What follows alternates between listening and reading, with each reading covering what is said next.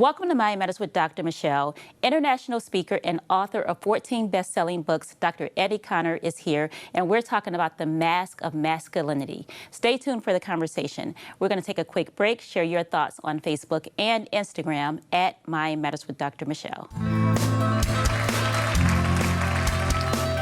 Welcome back to Mind Matters with Dr. Michelle, and welcome, Dr. Connor. So glad to be with you. Do you go by Dr. Connor or Dr. Eddie? I saw both on your website. Yeah, Dr. Eddie's cool. Dr. Yeah. Eddie, I got to okay. match Dr. Michelle. You know, we go first name. Okay, so welcome, Dr. Eddie. So I know this is not your first rodeo. You've been on with Steve Harvey. Just name them all. Yeah, you know, Bishop T.D. Jakes and BET, but here, I'm glad to be with Dr. Michelle. So. And I'm glad you're here. Yes. So for those out there who may not know you, talk a little bit about your background. Well, you know, I really believe that, you know, what you go through doesn't necessarily define you, it refines you. And I was at one of my lowest lows. I was in a precarious position, growing up in a divorced household, and the question becomes, how do you play a role if you weren't given a script? How do you become a man if you don't see one, much less interact with one? And so I was experiencing chest pains as a kid and wound up being diagnosed with NHL, which I thought was National Hockey League, but it was non-Hodgkin's lymphoma. And so to be diagnosed with stage 4 cancer and go through depression and mental discombobulations, you talk about mind matters, and just feel like giving up. You know, I had to reach deep within the praying mother and motivation and really find the can in cancer. And so, you know, I'm blessed to live through dying places. How were you diagnosed, and what were your symptoms prior to being diagnosed? Yeah, you know, I was having these chest pains, and oftentimes as boys becoming men, we think pain is weakness leaving the body. Don't show any type of weakness or anything, or even ask for help. And I was suffering in silence, and you know, was dealing with these chest pains and was lethargic in school. And my favorite 2 classes in school were gym and lunch. You know, I love to chase the girls in gym, sit down, eat with them at lunch. And the pain was so bad that, you know, I was taken to the hospital, and doctors and nurses swirling everywhere. And they found there was a mass in my chest. And so wound up being a tumor and diagnosis of stage 4 cancer. And, you know, chemo and radiation, 5 days a week out of school my sophomore year. And I remember my doctor told my mom, he said, we can't promise anything. And it was Something a parent never wants to hear. At all. And so to try to beat what was, in many cases, killing me from the inside out, it was a really serious struggle. Did you find yourself during that time? I know you were a teenager at that time, and teenage boys don't always think about mental health. Did you find yourself being really depressed and nervous, anxious at that time? Oh yeah, I was in a very discombobulated state, you know, deleterious depression. You know, the identity crisis is everything. You know, you think about going to your prom, you think about playing basketball, you can't do any of those things that a normal kid does, and I just wanted to be normal, but I was in an abnormal state. I mean, whether it's nausea, you know, being bedridden, all of that. It was just really in a state of mental depravity. Did you feel like you had support? Other than my mother, no. I didn't really feel like I had much support at all. The people who I thought were in many cases praying for me were literally praying on me. They didn't think I was going to make it. They didn't think I was going to overcome. So were these friends and family that had given up? Everybody except your mom? Yeah, it was a combination of all of that. And some of the greatest purveyors of faith, in many cases, were living in doubt about my circumstances and my circumstance with cancer. And so it was a very lonely struggle and battle. Really was. Yeah, you know, that's interesting. You know, we talk about faith, and we're always saying have faith. And then as soon as something happens, people just forget all about faith. Yeah. It's like, oh, nope, you're a goner, you know. And it's like, but that's usually fear talking. Oh, and, yeah. And that's unfortunate that people who should have been like looking out for you and being able to support you. And sometimes people see you as, you know, I guess the opposite of vulnerable. And so maybe at that time they were thinking, oh yeah, he's all right, or you know, who cares, or, you know, because, you know, when people don't think you need support, they don't know how to offer it. Absolutely. And, you know, in that place of people not even knowing what to say, how to be supportive. And then dealing with your own emotional incarceration, intergenerational trauma, and all of that. As I look back in retrospect of what I was grappling with, and even the depression from my parents' divorce, all of that coinciding and really creating an imperfect storm caused me to, really try to walk on water while trying to get out of the boat and believe. Like you had to overcompensate. Yeah, You had to be something. And that's probably the Eddie that people saw, Yeah. So once your parents divorced, was your father still in your life? When he was there, he was in many cases physically present, but mentally, socially, emotionally absent. You have the visitation, and sometimes, that transpires, sometimes it doesn't. Sometimes there are broken promises with that. That breaks trust internally with you. There were some positive male mentors who stepped up in my life. Whether it's a principal, whether it's a math teacher, or just someone who really took it upon themselves to say, hey, let me help this brother get through this difficult storm. And so did you realize you needed emotional support from your dad? Because sometimes kids are like, leave me alone, I don't want to be bothered, but you realized you needed more from him. I definitely did. I didn't know how to categorize it at that time, and what I went into was, tough guy mode, attitude, in many cases, sometimes having an attitude with my mother who's standing in proxy for an absentee father. She's trying to do both mother and father role. She's like, hey, I'm doing my best. We're going to take a quick break. When we come back, we're going to pick up from there. Head over to @MyMedicine with Dr. Michelle. We'll see you in a minute.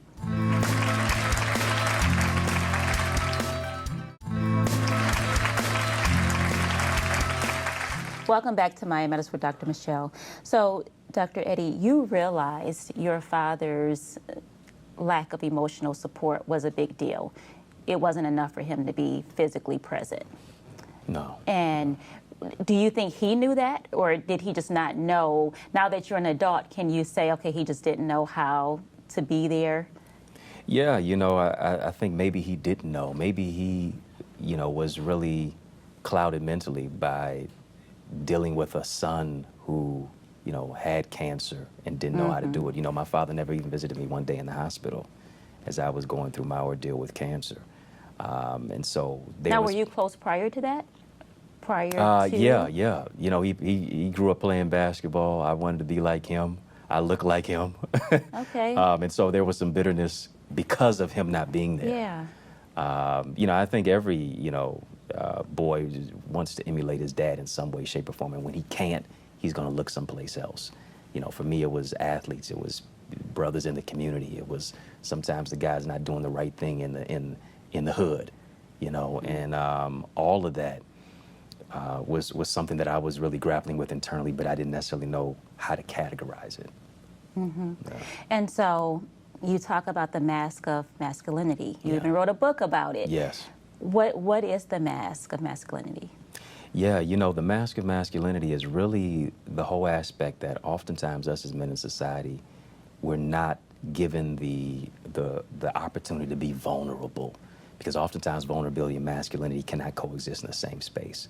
Oftentimes vulnerability is categorized as femininity. And us as men, we don't always verbalize, we internalize. Where can a man go to talk about his issues? He's always got to appear strong. How do you cry and not be categorized as just a girl, or effeminate? And so all of that, I really wanted to provide a space and place for men in the book on how to reclaim their identity, lead in love with vulnerability. What prompted you to write this book? Was it because you knew what it felt like to be vulnerable? For me, I knew it was the book I was always supposed to write, but I was hesitant and negligent to do it because I knew I was going to have to go to a deeper space emotionally that I didn't necessarily know I was ready for. Addressing emotional incarceration, intergenerational trauma, dealing with psychological pain, of remediating all of those issues and really healing and doing the work internally. We know how to dress it up. We know how to, have the ego and the smile and all of that. But in many cases, we become a shell of ourselves. I think being a man is hard work, but it's heart work. And so many times we're wearing a mask so much that we forget who we really are internally, because we've you know, worn all of these other masks of aspects trying to appease who it is that we are. So are you able to have these conversations with other men, not just before an audience of men you're speaking to, but like friends? Like, are you able to have this conversation? Without a doubt. And, you know, I think you can't even spell mentor without men. Men need mentors. I do this work through my 2 organizations, mentoring young boys, Boys to Books, as well as my other program, Gifted for Greatness, empowering our young brothers to lead through literacy, leadership, life skills enrichment. And then now I'm also mentoring men. Not just, you know, mentorship just from the top down to the bottom, to the older to the younger, but to our brothers, because, you know, when you talk about mind matters, mental health, you can't spell mental health without men heal. Without men, yeah. And, we've got to do the work internally. Right. Yeah. I've done therapy with many men that talked about not being able to cry. So you're a man. Why is that? Why do you think crying is difficult for some men? Yeah. You know, I think because how we have been socialized. You know, you fall off a bike at the age of 4. Get up, be a man. I know I'm 4, I'm not 44. Show me what to do after I cry. And I think oftentimes we operate as a caricature, not character. And what I mean by that is oftentimes, you know, we're really more like T'Challa than Black Panther. We're more like David Banner than the Hulk. We're more like Clark Kent than Superman. When we let all of the false bravado and the machismo and the ego go, and really redefine what masculinity is beyond your muscles, Mercedes, phone book full of ladies, but actually doing the healing internally and being able to express yourself. You know, not having so much control with rigidity over your emotions, but being able to relinquish control. You know, and like you said, starting at age 4, you're told you're fine, just, you know, dust off and get back on the bike. So you take that 4-year-old and that 4-year-old goes through life not being able to cry, being afraid to cry, being afraid to be vulnerable. Then you have an adult man who's afraid to be vulnerable. Yeah, without a doubt. I was dealing with the frustration of my father not being there. I was dealing with, you know, trying to be the popular guy, you know, in school. I was dealing with, of course, my own insecurities, and then now dealing with cancer. All of that bottled up put me into a place of anger. You know, you could say anything to me and I'm ready to go fisticuffs. You know, was acting out, all of those things, because we have not been taught on how to handle that aggression, that anger, and even that anxiety. And so now it becomes, you know, really something that's just so bottled up, and then you have an outburst moment, you know, whether that is verbally or even physical. Now, you mentioned you were acting out. What were you doing? Well, you know, whether it could be attitudes. Did you give your mother a hard time? She would generally say, you know, I was a great kid, but there were times, you know, that, you know, discipline was needed and necessary, or, you know, she was telling me, hey, this is how you handle certain things as a gentleman, as a young man, as a person of respect. You know, thankfully, I did more listening than just talking. Yeah. But you know, there were some things that I had to not just go through, but grow through. And that's usually the case. Everything that we go through is usually for growth. It may not feel like that in the beginning, but it is. We're going to take a quick break. Head over to @MyMatters for Dr. Michelle. We'll see you in a minute.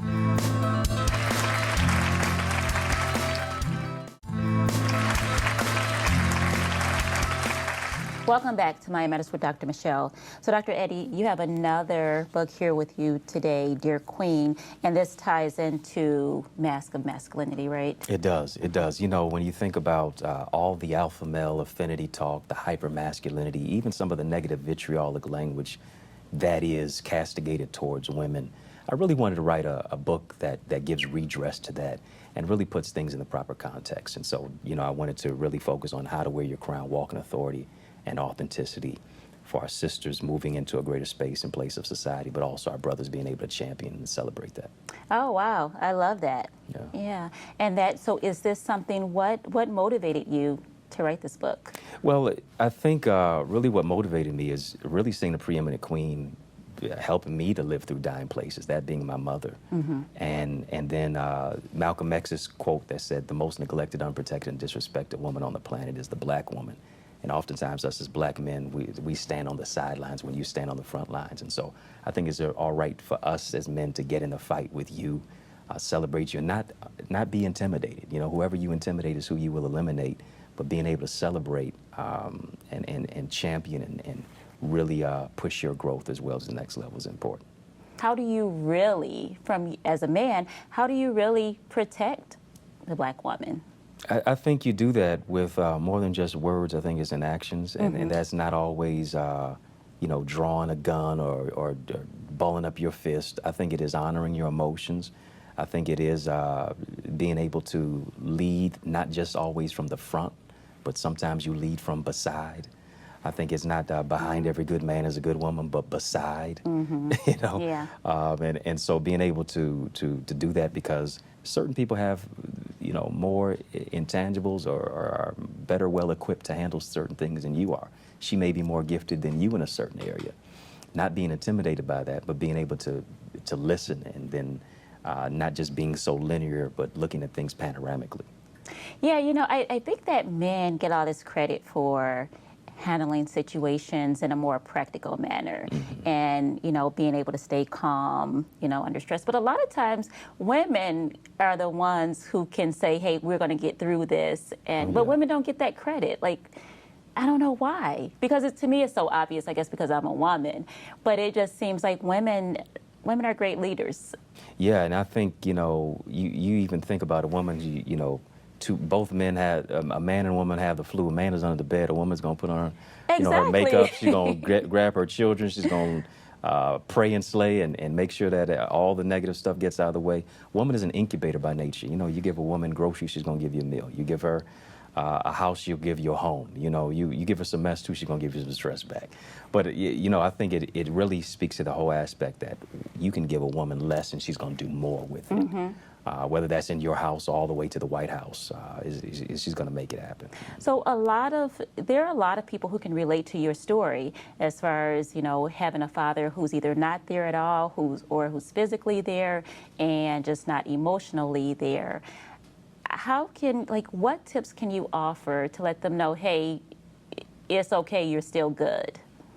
Yeah, I would say really being able to channel and tap into your vulnerability to say, you know, this is a pain point. This hurt, this happened. I'm not less than because of it.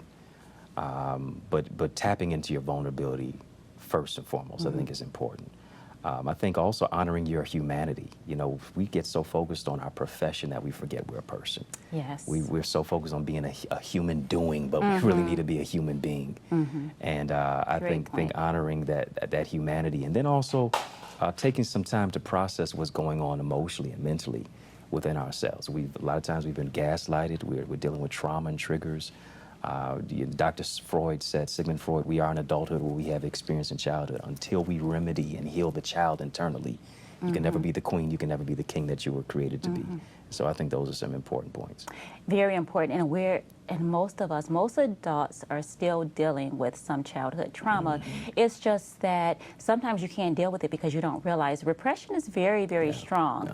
And so it's not that you're trying not to deal with it. Sometimes you don't even realize it until there's a moment that triggers it, or you just decide to really, really explore who you are.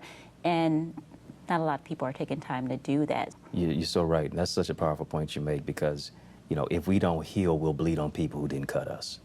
And we're a lot of times we're hemorrhaging and hurting, but we're masking all of it with the makeup and the money and all of that stuff. And that's the beauty of what COVID-19 did. It put us in a place to where we had to pause, because really we were wearing a mask before COVID-19. Did you always know you wanted to go around helping other people, speaking for a living, speaking to audiences, or was this something that just came later? Absolutely not.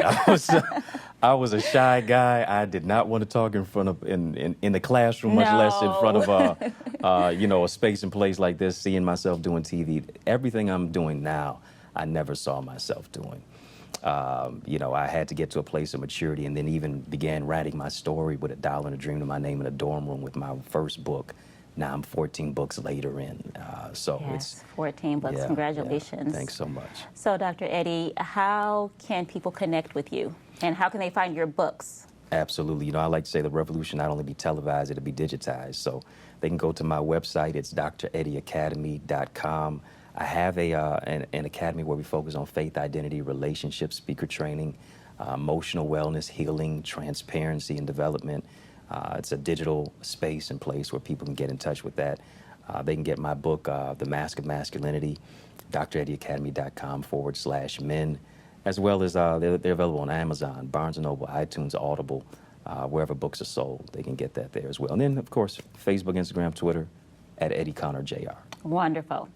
We're going to take a quick break. Head over to @My Minutes with Dr. Michelle. We'll see you in a minute.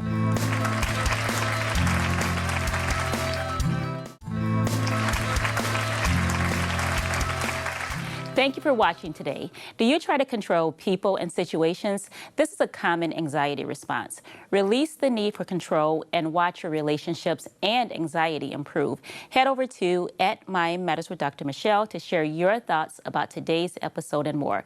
Improve your mental health, improve your life. See you next week.